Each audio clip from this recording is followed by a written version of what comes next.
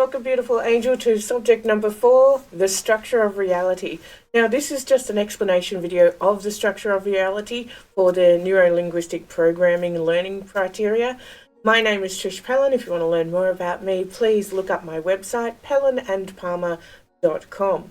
This video is brought to you by Clinical Hypnosis, Australia and Hypnosis New Zealand. Ready to break those habits? Let our professional hypnotherapist help you make the change today. So let's get on with it. I will be showing off a structure of reality session later on in the training, but this is just so we can get our heads around why does the people do what they do and continue to do what they do, but then also sometimes they just randomly change. So let's get on with it. So the structure of reality, how does an individual perceive reality? If everything is a figment of my reality, then why can't I figment myself to be a billionaire? The truth is you can, because everything is a figment of your imagination, and you can control the way you imagine things. So everybody's structure of reality doesn't exist until the environment around them teaches them that it does exist. So if you were born into a culture of religion, you will be molded into that reality. If you are born into a family that supports government bodies, you will be molded into that reality. And some of us, like myself, I was born into a very country life and I questioned everything. That was something that you definitely don't do. That was how I perceived the structure of reality. I wanted to know more. One of my Jungian archetypes is the teacher, so I'm always questioning, always asking, always wanting to know, how does it work? Where does it come from? I want to know the magician's secrets as such. Now stay with me with this one, okay? Because this one's going to push your buttons just a little bit. Nobody said you can't change or question the model of realities. This lesson is how we do things, how we decide to do things and what works with us and what doesn't. Anything beyond that is totally up to you. So there's 4 steps for this creation, okay? How we create our realities is done in these 4 simple steps, and it happens so fast that we don't even realize that it's occurring. So let me demonstrate, okay? What is the first step to driving a car? Just think about it for a few moments. Now, perhaps you said, get your keys, or open the door of the car. That's almost the right answer. The first step to driving a car is having a thought that you need to drive the car. But the thought pops in and out so fast that we don't even recognize that we've already gotten the keys. We're already in the car. Sometimes the kids have just got their shoes on and they're in the car. This is why we can have habits that seem so ingrained inside of us that they seem impossible to break. Catching that thought is where the habit starts to break down and it changes. And this is how we can work it out with the structure of reality, because it's only through the assistance of a trained therapist in NLP that we can sort out that structure of reality and we can bring it into light. So that's where we make the unconscious conscious, and when we realize consciously what's happening, that's a habit. So how does this happen? Well, the first thing that happens is it connects into our VACOG, so all of our visual, audio, kinesthetic, olfactory, and gustatory. So these are the main 5 senses in, Western culture. If you want to debate more senses, well, this is not really the video for you. So it taps into our VACOG, it taps into those senses. The very first thing it does is generalize. It's like, what is happening? Then it goes to distort. It changes the information to fit in with our belief systems. And then it deletes anything that it really doesn't need. So it throws out anything else that does not fit in with the belief system. That's why you can say to people, you can, express to them a certain point of view and they'll just go, no, delete, or they'll distort it. Let me give you an example from I think it was video number 1 on NLP. For example, a toothbrush. Why is it called a toothbrush? Because we don't just brush one tooth, we brush our teeth with it.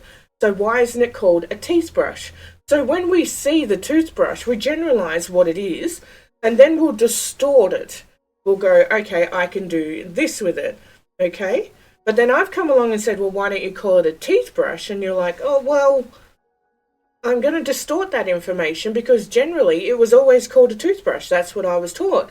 And then you're going to delete that information because I'm going to say to you, hey, why don't we start calling it a teeth brush? And you'd be like, nah, that doesn't feel right. So we'll delete that and we won't even worry about it in the future. That's what happens. So quickly, so fast, boom, in and out in a split second. From here, now our body goes into other places like time, space, and energy. Is this doable? It then goes to the language part where do I understand? Because if there's confusion, that's where you'll create a block like, oh, hang on, what's going on here? From here, we then go into our attitude. So does it align with the attitude that I'm projecting? This is particularly relevant when we're younger as such. So we might be doing the whole I'm the macho, the cool kid. And if that doesn't align with our cool kid attitude, then we're going to distort and delete it or get rid of it. We then also go into our memories so super fast of what the consequences are based on my experience. Let me give you a beautiful example. One of my girlfriends has 9 kids, and she always said to me, every time I drank tequila, I always fell pregnant. So based on her memories, she decided with her experience that she wasn't going to drink tequila anymore because she didn't want any more kids. That's how she distorts the information. So she gave up tequila, didn't have any more kids. From here, it goes into the decision making. So what's in it for me? Then we have values, beliefs, and morals. So is it aligning? Same with the toothbrush and the teeth brush thing.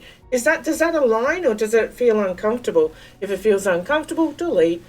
And then we go into our meta programs. How do we proceed from here? So once it's done all of that, and it does all of that in such a split second that unconsciously we don't even realize it's happening, that's when it goes into the body. And then it goes, what? What is the internal representation? What am I representing inside of here to protect myself? Then I'm going to change the state of the physical body based on all of that information, and then move the physiology, whether somebody tells me bad news and I'm, or whether somebody psychs me up for something good, I'm like, yeah. You've seen it at the Olympics. The Olympians, they already imagine that they've finished the race, they've won the gold, and they'll be shoulders back, chin up, focus, focus, focus, focus. That's the change in the state and the physiology. Once all of that is done and the body aligns with everything that's got to go on, that's when we act. That's when our body does an action of some sort. So based on all of those filters, we now create an action. Remembering also that the way people navigate these filters is based on the individual. Some people might get stuck on the moral filter and they choose to have an action of pause whilst I just sort it out before they make that final evaluation. But regardless of this, every external invention is processed internally to create your own unique version of the world and how you believe it works. And sometimes when we reflect on those actions that we take, we start to think to ourselves, why do I act like that? And that's because unconsciously, that's what it does based on your memories, your belief systems, the consequences, the decisions, everything that you desire in this world. So in conclusion, the model of the world is your choice. We change our model of the world on a thought by thought basis. 1 second you can absolutely think someone's amazing, and then all of a sudden you think that they don't. Every thought is done based on protecting ourselves so that we can survive and feel at peace. Even when we do those negative actions, there is some kind of gain towards it to feel at peace. Even if it's something simple like, oh, I don't want to do that because I really don't like spending that energy on that person. It's all about our inner peace and our survival. NLP allows us to find the skills to step into another person's world to assist them with those thoughts that feel like they are destroying us from the inside out.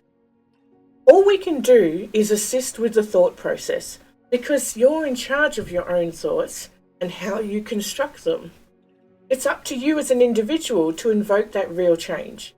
If somebody comes up to you and gives you some advice and you're not open for it, or you don't want to level up, or you just like your vanilla ice cream, I don't want to try anything else, then there's nothing I can do to change that. Only you can do that.